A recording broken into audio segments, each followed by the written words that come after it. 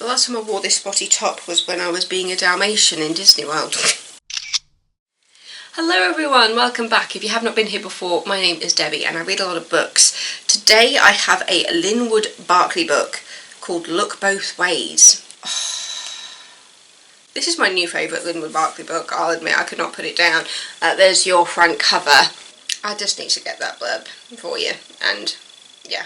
Just because that car sees you doesn't mean it's safe to cross.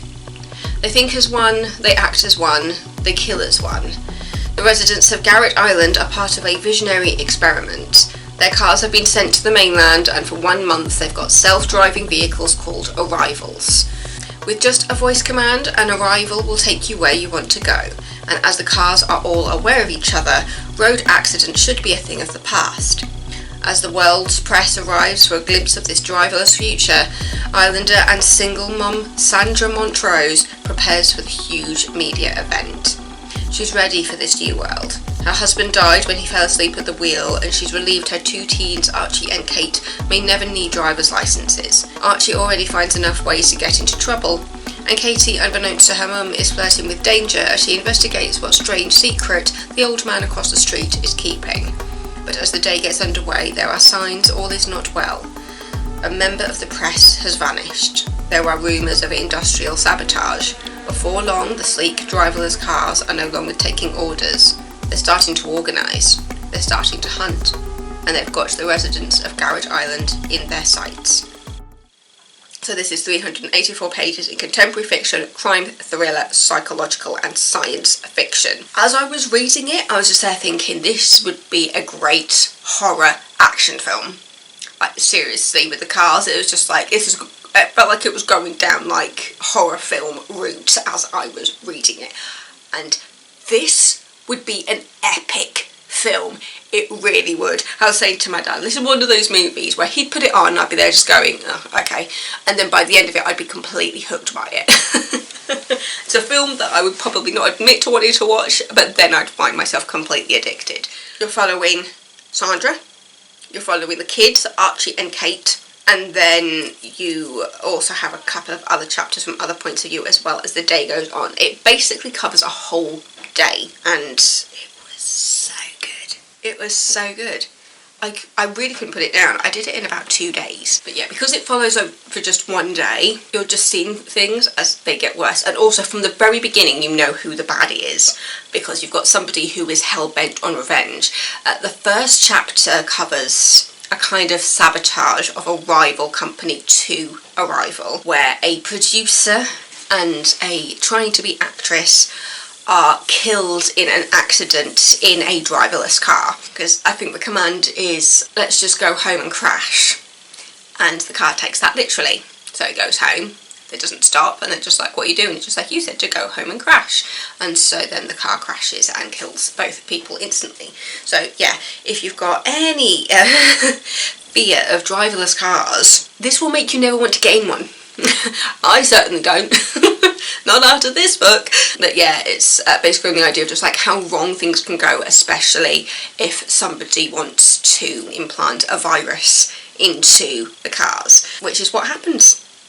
Somebody at the beginning is hell-bent on revenge after the accident and has taken it as a personal affront, and throughout the book certain people call him a narcissist, he doesn't care about anybody, and you see him trying to defend himself as a good person. It's just like, you're not good, you're killing people left, right and centre. So yeah, it's not about trying to find out who did it, it's trying to find out how people are going to get through this day and if they can actually stop it. So when it got to the end and I realised what was going on, it was just like, how did I not think of that? I was just completely... It's one of those things where the most simplest resolution is probably going to be the one. Yeah. It was just so clever. It's so good. I like the fact that the front cover is literally just a man in the road confronting a driverless car, which is what a lot of characters in the book do, because at the beginning of the book you got Sandra prepping for this media event. We're going to show off what these cars can do. Everybody on the island has surrendered their own cars to be replaced with one of these driverless ones, and they find out there's only about, as far as they're concerned, there's only one like normal car on the island, which was is it a police car or an ambulance or something?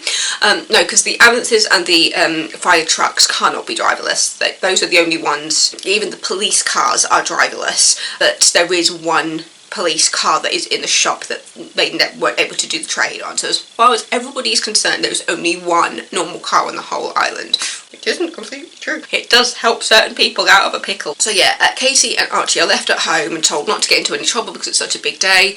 Archie tricks Kate and ended up going out to the mall with his friends in a driverless car, which means that he ends up at the mall while hell is breaking loose, and Katie is trying to deal with the aftermath of that and trying to figure out what's going to happen when her mum comes home, because by that point they have absolutely no idea what's going on. But yeah, it just gets worse and worse and worse. It just gets worse, and you've got the guy behind it all just continuing to defend himself, and he's trying to escape and get off the island, and then there's times when people meet up and they don't know who each other are, and oh my god,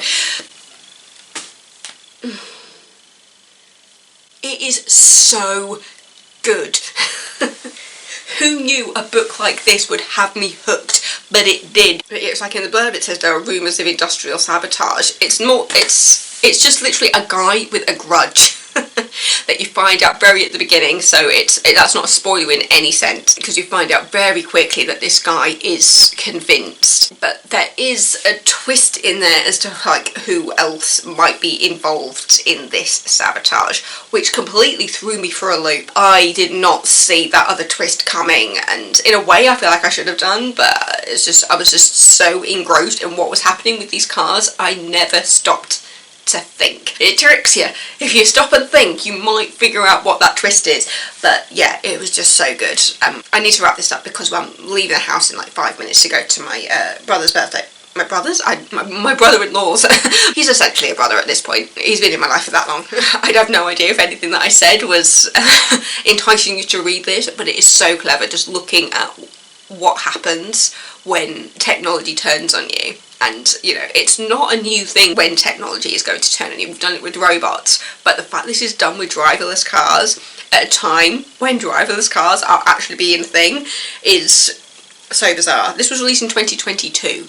I know that in America they have driverless cars actually on the road, like taxis and things, and it's just like, it's mind-boggling and terrifying.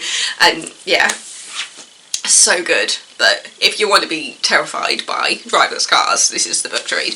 Look Both Ways, Linwood Barclay. There you go. It's just so good. And seeing what happens to Archie and stuff when he's at the mall and stuff, and you realise that the cars are communicating with each other, and it is just so good. It is so clever, and it is terrifying, and I loved it. Yeah, there's a bit of a duality to the title as well. It's not just like Look Both Ways in regards to the cars, there's Look Both Ways in regards to what is happening at the top. I'll just say that. Thank you so much for watching. Don't forget to subscribe if you're not already, and I will see you next time with another video. I need to go find my brother-in-law's birthday present because it seems to have gone walkies, and I'm going to need that. Bye!